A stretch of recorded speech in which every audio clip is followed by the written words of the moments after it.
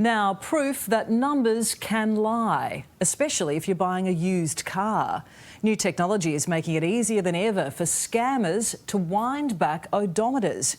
And it's so hard to spot, even that car enthusiasts are getting caught out.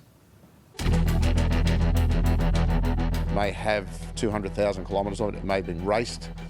It may have been treated badly over there, but they bring it in and they wind it back. They make the car look newer, cleaner, better than what it really is. Numbers can lie. She's got 120,000 miles on her. What do I do with her? I sell her. You run it backwards, the numbers go down. Watch your speedometer. Odometer tampering can cost buyers big bucks. So I purchased a car from a dealer and the car had 89,000 kilometres on it. It was a 2005 Nissan L Grand. Driven it for about 50 or 60,000 Ks and had a problem with the engine. Took it into my mechanic. He found that the engine was on its way out. It had blown inside. Found that the car had landed in the country with 220,000 kilometres.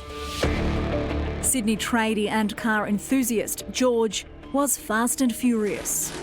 I'd been done over, I just thought, what a waste of money. So I spent the money and got the car fixed, and it cost me over $2,500 to get it redone. The car was back on the road, but it was a bad feeling, it was one of those things, so I ended up selling the car. You've got a passion for cars. I bet you thought you'd never be duped in this way. I love cars. As much as I'm a tradie, I love tinkering with cars. To me, I was duped, right? And it was one of those things that you lose a bit of faith in what's going on out there. So I went back and they assured me that the car had, what I sold was what it had, and I didn't believe it. It's the oldest trick in the logbook. Ferris Bueller thought driving backwards would hide his sins.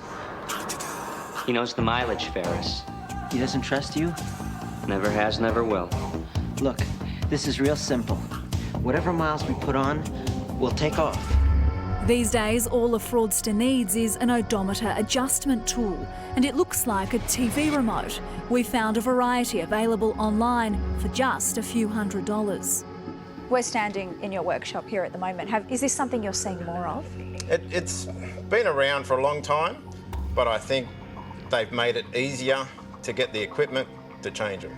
Mechanic Jeff says odometer tampering on used cars is rolling higher. Some dealers, they only have to warrant the car if it's 10 years old or it's got 160,000 Ks. They'll sometimes wind the speedo forward to get it out of warranty. You've been in this industry since the 90s. You must have come across some horror stories of this happening. I have, yeah. I've had a young girl come in. She'd bought this car, which she thought was near brand new. The vehicle had been in a smash. It had bald tyres. It was only supposed to have 1,280 Ks on it. And when we'd done a little bit more research, we found the logbooks and it had been stamped up to the 60,000 K mark. It's no different to just going to someone's bank account and taking $10,000 out of the bank account. It is theft, it is fraud, and it needs to be stamped out. 2GB broadcaster Chris O'Keefe. The governments need to allow people who are buying cars access to the odometer readings. Now, if you go and get your registration done, your mechanic, by law in New South Wales, needs to put the odometer reading into the government. So why can't buyers access that data? What's your message to the people who are doing this? You shouldn't be in the game. Buyers can protect themselves by checking the logbook history to make sure the odometer readings match up, or by having the car inspected by a mechanic before purchase. It's pretty good. It's slightly different, but you will have a little bit of difference between the two, whether it's a communication error or an earthing issue. But it is that easy for you to tell that somebody has tampered with the odometer? Correct, yeah. We all need one of these at home. What's your advice to others buying a car? But unless they've got the paperwork and unless they've got those reports, then don't buy them.